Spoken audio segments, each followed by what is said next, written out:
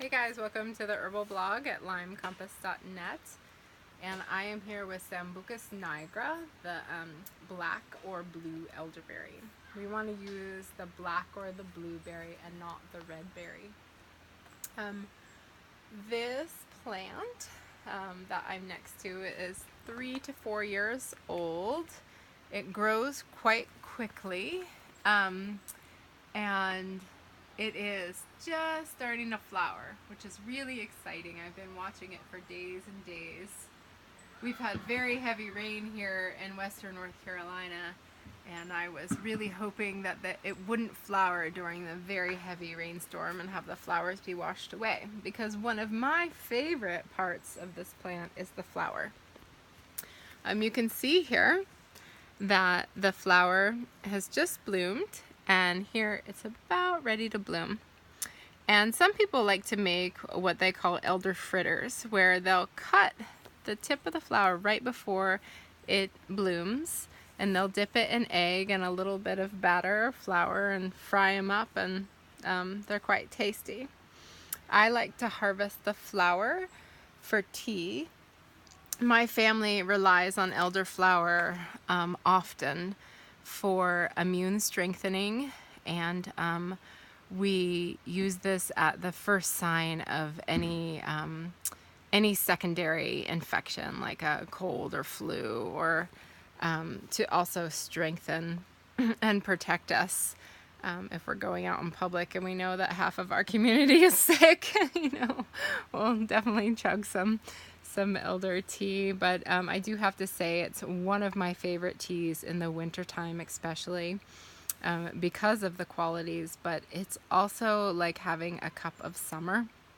The taste is just like sunshine in a cup, and I really appreciate that.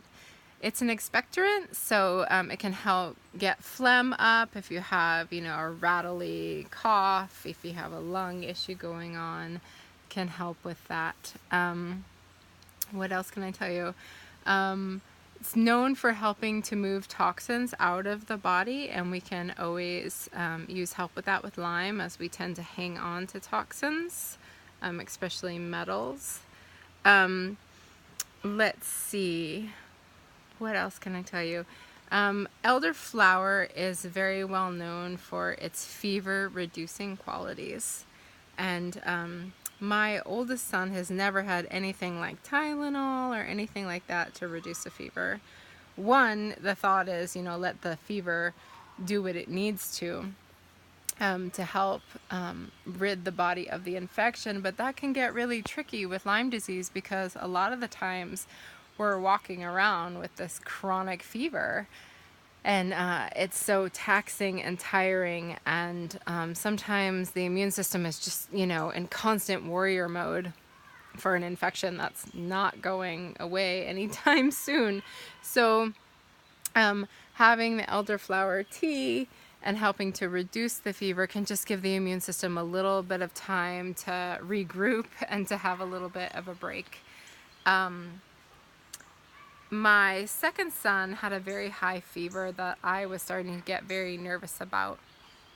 It was about 105, and we actually used an over-the-counter, the children are wild, we actually used an over-the-counter like Tylenol-like substance to try to reduce the fever and help him get more comfortable. And he had a seizure from that and went unconscious for a long time after that horrifying moment in parenting. And from that experience, I have always returned to elderflower for helping that. Another great thing that one can use for helping to reduce fevers is peppermint oil. With a little bit of peppermint essential oil mixed with a carrier oil on the bottom of the feet. That can be very cooling also and help to reduce the fever. What else can I tell you? So, elder is most well known for its berries, and There's many syrups that are available on the market now, but it's also really easy to make at home with making a decoction of the berries and straining the seed out, which is very important because there's a chemical constituent in the seed that can make you feel rather nauseous. So if you're going to eat some fresh berries, just eat a few, but a lot of people really advise that you cook elderberry before using it, but most certainly straining the seed is very important. The actual berry is really a very well-known antiviral. I know several teachers who keep elderberry syrup in their classroom or in the staff room, and as more and more children are getting sick in their classroom, they try to protect themselves with that. What else can I tell you? Elderberries, the actual berries, are used in lots of different cold and flu formulas.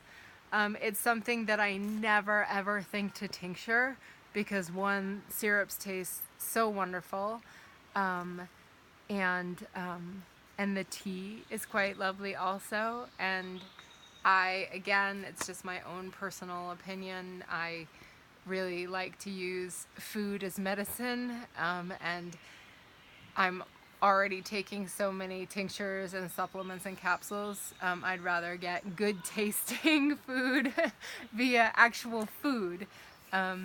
So some people preserve the elderberries as elderberry jam or elderberry wine. Both are quite lovely. And such a wonderful plant. We will most likely harvest a lot of the flower and have that as medicine. And then along the river here, there are huge patches of wild elderberry, and we'll collect the berry from there. And you can freeze the berries. A lot of people like to dry them first. They feel that the drying process changes the flavor. I find that to be true. And then you have the dried or frozen berries that you can work with at a later time. But what a powerful antiviral, a great immune stimulant, helps to pull toxins from the body. Oh, and one thing I didn't mention was the leaves. The leaves should not be used internally, but they're quite lovely for swelling or bruising, and you can use as a poultice. I always think of comfrey when I think of the swelling and bruising situation, but if you're ever in a situation where you don't have access to comfrey and you do elder, it's a wonderful substitute. And I love this plant so much. They're so lovely, and I'm serious. Cup of summer. Cup of summer. Thanks, guys.